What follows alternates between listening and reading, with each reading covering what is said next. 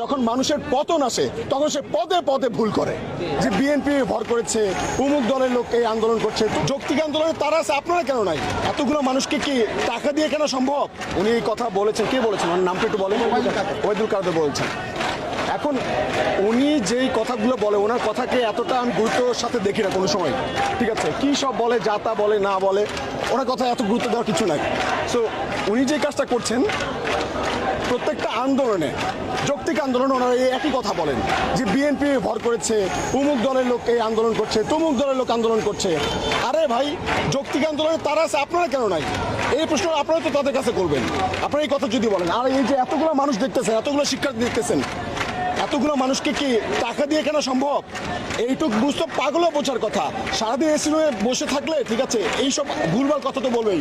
মাঠে আসতে হবে, মানুষের মধ্যে আসতে হবে, মানুষের সাথে মিশতে হবে, দেখতে হবে, বুঝতে হবে, তখন বিবেচনা করে বুঝতে পারবে এটা যৌক্তিক আন্দোলন নাকি হচ্ছে অন্যকে ভর করেছে এদের উপরে। আমার ক্লিয়ার কাট কথা ভাই, এটা বলে দিই যে ভাই, এরকম যখন যৌক্তিক আন্দোলন হয় তখন এরকম নানা রকমভাবে অপকৌশল চালানো হয়। একটা পুরনো রাজনৈতিক চক্রান্ত এটা, যে ট্যাগ দেওয়া, ব্লেম গেম খেলা। সো এই ব্লেম গেম খেলার চেষ্টা করে শিক্ষার্থীদের সঙ্গে হয়তো এটা পাবেন। এটা 2018 সাল না যে মাইর খেতে খেতে শিক্ষার্থীদের পালাবে, 2024 সাল। যদি আপনারা কোনোভাবে চক্রান্ত করেন, শিক্ষার্থীদেরকে অ্যাটাক করতে আসেন, তাদের উস্কে দেন, তাদের ক্ষতি করার চেষ্টা করেন, শিক্ষার্থীরা কিন্তু ফাইট ব্যাক করবে। 2018 সালে উনি যে কাজটা করেছেন, সবচেয়ে বড় চক্রান্তটা উনি করেছেন।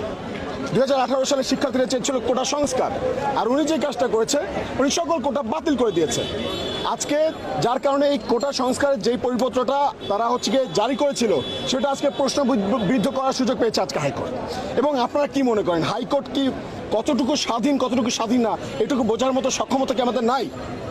আর ভাই, ক্লিয়ার কাট কথা, উনি যেই কথা বলছেন যে শিক্ষার্থীদের আন্দোলন অযৌক্তিক, আজকে এখানে শিক্ষার্থী এতগুলো মানুষ আছে, সবাই বৈষম্যের বিপক্ষে। উনি এক এক স্টেটমেন্ট দিচ্ছে, সেগুলো আমার কাছে বঙ্গবন্ধুর একটা উক্তিকে খুব মনে পড়ে যায়, যখন মানুষের পতন আসে তখন সে পদে পদে ভুল করে। এটা বঙ্গবন্ধু বলেছে। এবং তাকে এটুকু বলতে চাই যে আপনি যে কথাগুলো বলছেন, অযৌক্তিক বলছেন, এতে কি হয়েছে? পুলিশ ক্ষেপে আছে, শিক্ষার্থীদের উপরে অ্যাটাকিং মোডে আছে, অ্যাটাক করতে চায়। ছাত্রলীগ ক্ষেপে আছে, হলে হলে বাধা দেওয়া হচ্ছে, শিক্ষার্থীদেরকে গেস্ট রুমে নিয়ে যাওয়া হচ্ছে, তাদেরকে ভয়ভীতি দেখানো হচ্ছে, তাদেরকে মারা হচ্ছে। তো আপনার যে একটা স্টেটমেন্ট শিক্ষার্থীদের উপরে এত ক্ষতিকর একটা প্রভাব পড়তে পারে, এটা আপনি জানেন না? এটা অন্য মানুষ বলে মানা যেত, কিন্তু আপনি কি একটা দেশের প্রধান, রাষ্ট্রপ্রধান এই কথা কিভাবে বলেন? এটা আমরা কোনোভাবে মানতে পারছি না। তো তার উদ্দেশ্যে আমরা এটুকুই বলতে চাই, শিক্ষার্থীরা, আপনি যে আমাদের দাবিকে অযৌক্তিক বলছেন, আপনি যেই ক্ষমতা বলে জনগণ আপনাকে দায়িত্ব দিয়েছে জনগণের পক্ষে কথা বলার জন্য, জনগণের জন্য কল্যাণকর যেটা হয় সেটার জন্য, সেটা বলার জন্য, কিন্তু আপনি যেই ক্ষমতা বলে আজকে যে প্রশ্নটা শিক্ষার্থীদের সঙ্গে করলেন, আপনি সেটা একবার চিন্তা করেন। জনগণ যদি একবার খেপে যায়, তখন আপনার সেই ক্ষমতা কতটুকু প্রশংসামূলক হবে আপনি ভেবে দেখেছেন একবারও? ভয় পাওয়ার কিছু নেই, বুক ফুলিয়ে মাথা উঁচু করে কথা বলেন। কতদিন চাটাচাটি করে বেঁচে থাকবেন? চেটে খাওয়ার চাইতে খেটে খাওয়া অনেক ভালো।